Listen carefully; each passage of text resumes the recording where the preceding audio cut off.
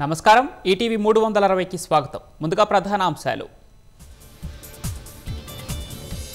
రబీ నుంచి ఆధారంగా ఎరువుల సరఫరా సమాయత్తం కావాలని అధికారులకు సీఎం నిర్దేశం.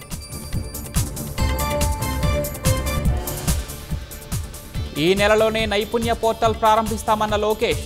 సీడాప్ ద్వారా 50,000 విదేశీ ఉద్యోగాలే లక్ష్యమని ప్రకటన. జగనన్న లేఅవుట్లలో అక్రమార్కులకు కొందరు ఎమ్మెల్యేల వత్తాసు. వైసీపీ నేతలతో కుమ్మక్కై బిల్లులు చెల్లించాలని సిఫార్సులు.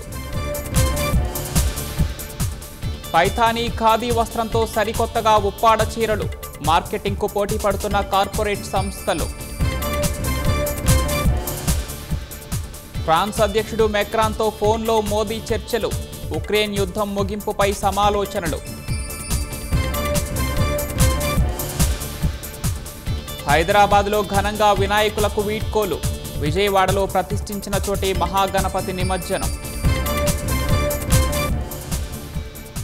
నేడు సంపూర్ణ చంద్రగ్రహణం. తిరుమల సహా ప్రముఖ ఆలయాల మూసివేత.